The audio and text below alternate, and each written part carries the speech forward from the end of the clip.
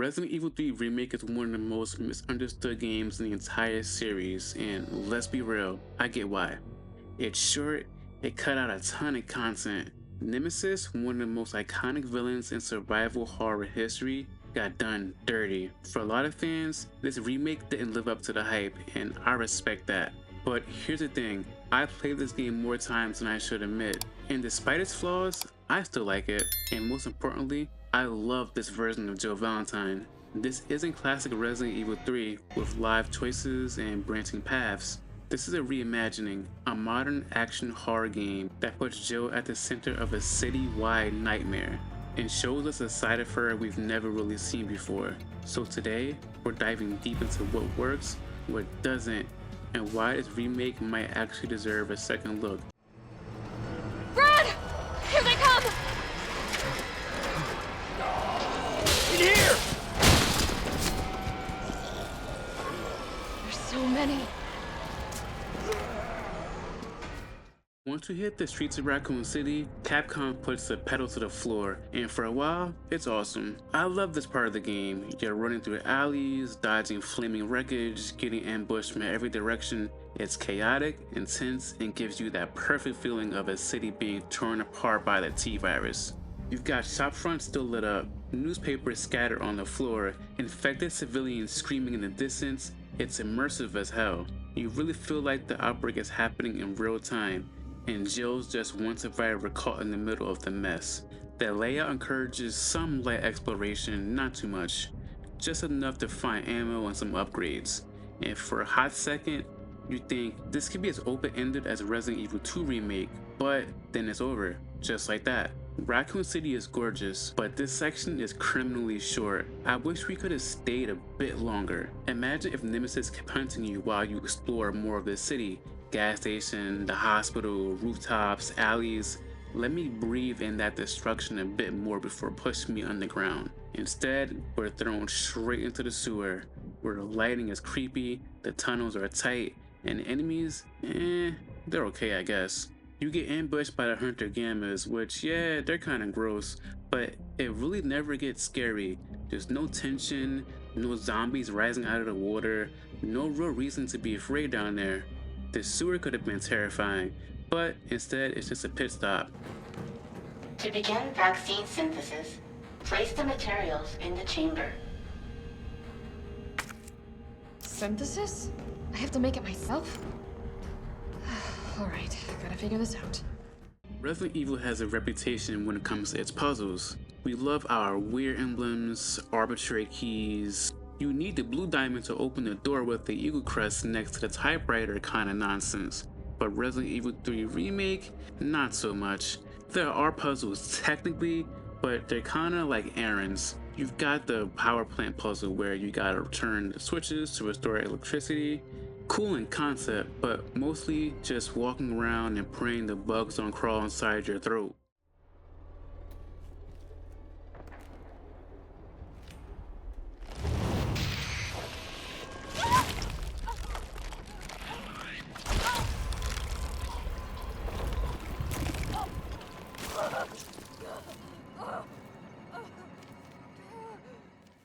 Yeah, that one still haunts me.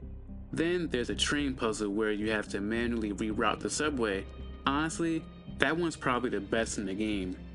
Not because it's super challenging, but because it feels like a classic Resident Evil moment. Now here's a weird fucking door. Leave it. We're here for Bard. One thing I really gotta give Capcom credit for, they made Resident Evil 3 Remake feel connected to Resident Evil 2 Remake in all the right ways. You get to revisit the RPD from a totally different perspective. You get to see what happened to the shower walls, you start recognizing corpses, we even get some answers to the stuff that Resident Evil 2 kinda left mysterious, like how Marvin got bit. Come on, man. Not you too. Sorry.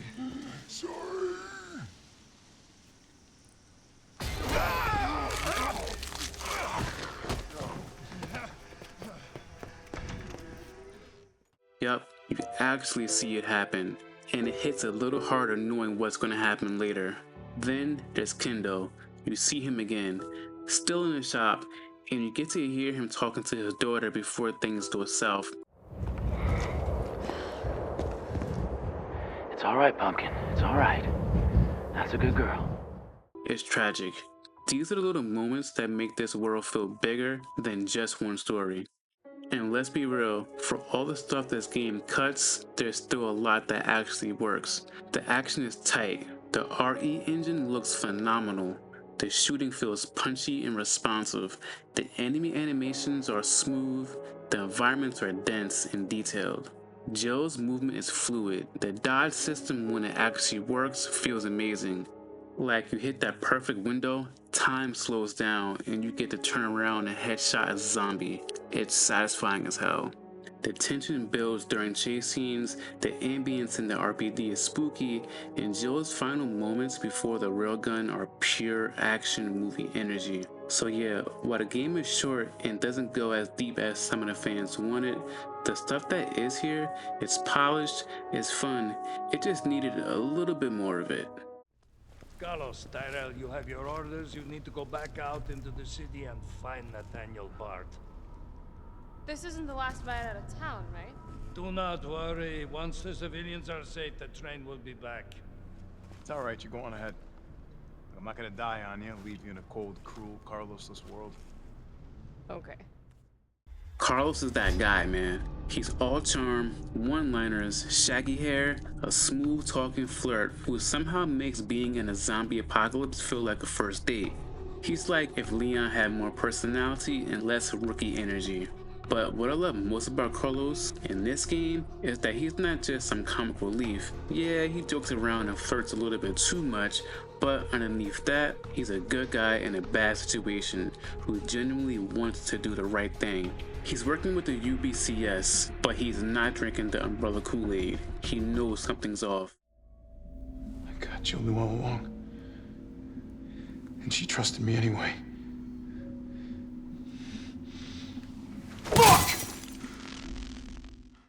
And as the game goes on, you see him questioning everything, his orders, his teammates, even himself. And his chemistry with Jill, it works. Not in a forced, let's ship them kind of way, but in a natural, I respect you because you're a badass kind of way. Jill's cold, she's emotionally walled off, but Carlos keeps showing up. He keeps having her back, and eventually, that wall starts to crack just a little bit. The scene where he brings her the vaccine after she gets infected, that was some hero shit. No big speech, no dramatic music, just a man doing what needs to be done. You can tell that moment changed him, and it changed how he sees her.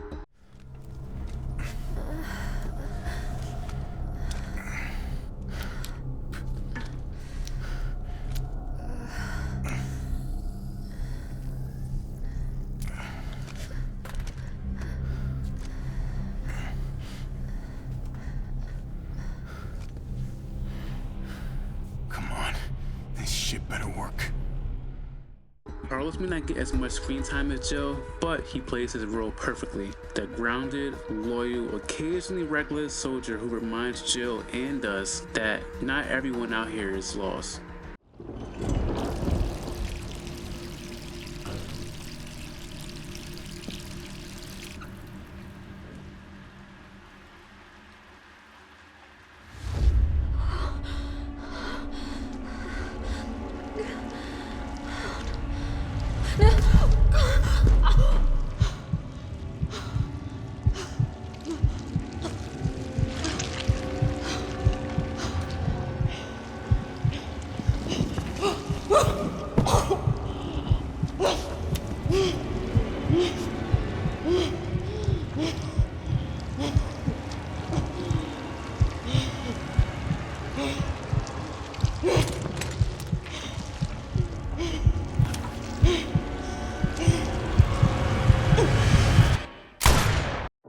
Let's talk about Jill Valentine, because no matter how you feel about Resident Evil 3 Remake, this game belongs to her, and not enough people give her the credit she deserves. Now, I've seen this isn't the OG Jill, she's too cold now, but like, did y'all forget what she's been through? This woman survived the Spencer mansion, she's seen her entire team wiped out, got hunted by monsters, betrayed by Wesker, and barely made it out alive. You remember the zombie dogs, the giant snakes, Lisa frickin' Trevor? Yeah, that's what she's carrying into this game. Trauma. Hey, Captain. This fine young lady could use our help. Carlos, you didn't even think to ask fine young lady her name? She is an elite operative of RPD, Special Tactics and Rescue Service. Her name is something Valentine. It's Jill. Nice to meet you, Jill. I am UBCS Platoon Leader Mikhail Victor. My team was sent here to rescue civilians. Right. How's that going for you? The city is completely cut off, isolated. Most of the 100,000 civilians will wind up dead. Correction, undead. My platoon has suffered serious losses. Just keeping them alive is more than I can manage. Well, you can thank your corporate overlords for that. Yes. Well, we are doing all we can. If we can get this subway train moving, we can evacuate some survivors. But we need help. My men cannot do this alone.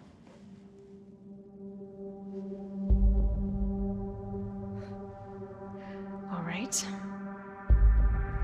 I'm in.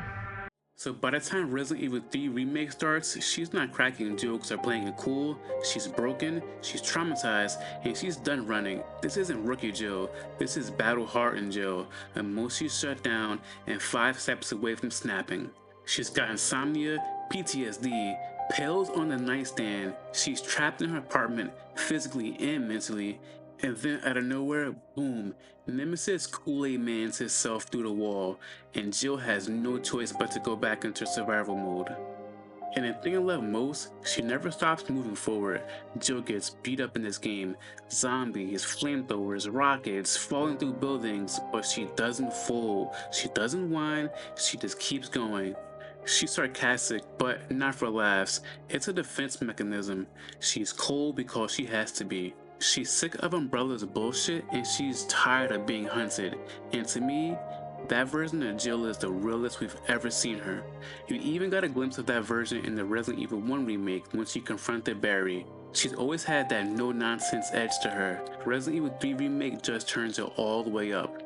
And the best part, she still cares. She's still there to protect people, she still tries to save lives, but she's not a rookie anymore. She's a survivor, and she's a damn legend. Hello? Jill, are you okay? Brad, is that you? Listen, you gotta get out of there. What are you talking about? I don't have time to explain. You gotta get out of there right now. All right, let me grab my...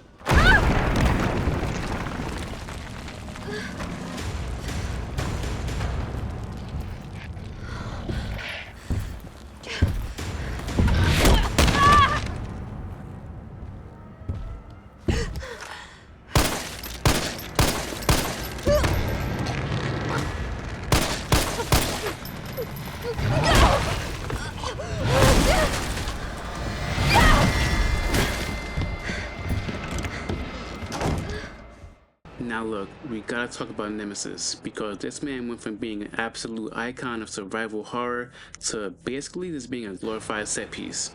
In the original Resident Evil 3, Nemesis was terrifying. You walk into a room, hear a loud crash, and boom, he's right behind you. He chases you between areas, bursts through doors, sprint at you, and you got that famous stars. That's nightmare fuel. You never knew when he was gonna show up. It wasn't just scary, it made every choice feel dangerous. Do you risk exploring the hallway again? Is it worth going back for that healing item? Because if Nemesis catches you slipping, that's your ass. In the remake, that version of Nemesis only exists in the city portion, which is like the first 30 minutes. Once you leave the streets, Nemesis stops being a consistent threat and turns into a glorified cutscene trigger. He's not chasing you down hallways, he's not busting into save rooms, he's swinging across rooftops like Spider-Man for 5 minutes and then it's just boss fights. Don't get me wrong, the boss fights are cool. He mutates, he roars, throws fire, and yeah, sometimes you get smacked halfway across the map. But it's not the same. You're not scared of him, you're just waiting for the next cutscene to start. And what makes it worse is that in Resident Evil 2 Remake, they already nailed this with Mr. X. That dude shows up halfway through and completely changes the whole game. Every step echoes through the RPD.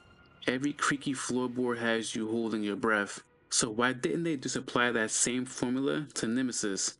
Give him more dynamic AI, let him chase you in the hospital, let him stalk you through the RPD, let him smash through safe zones like the unholy tank of terror he's supposed to be. Instead, they lock one of the coolest villains in gaming history behind a series of boss arenas and scripted moments. And that's the biggest L this game takes, besides cut content. Because if they had leaned harder into Nemesis being a constant, unpredictable force, they could have had the most terrifying Resident Evil game to date. He looks amazing, he sounds terrifying, but functionally, he's just a boss battle delivery system, and that still hurts, man.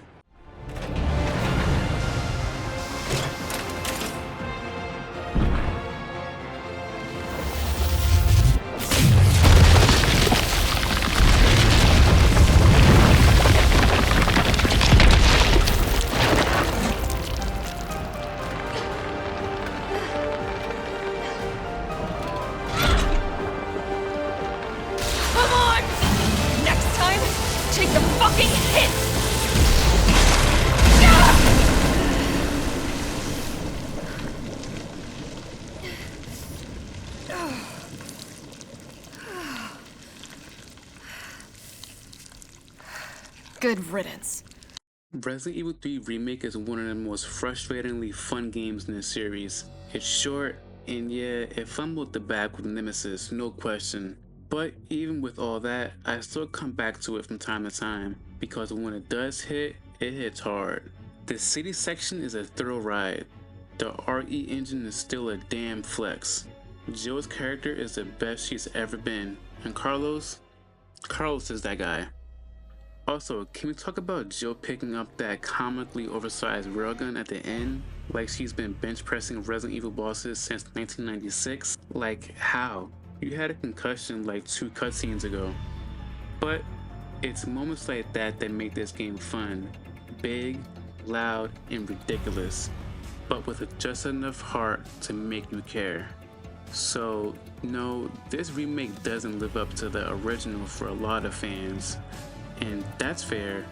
There's a ton of missing content, and the pacing can feel like it's in fast forward. But if you take it for what it is, a fast-paced, modernized reimagining with some badass characters and wild-ass set pieces, it's still a damn good time.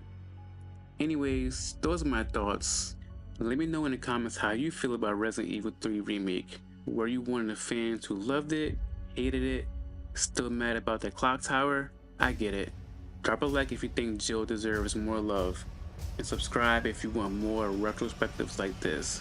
We still got a lot more Resident Evil to talk about, trust me. I'm Cameron, and I'll see you guys in the next one. Peace.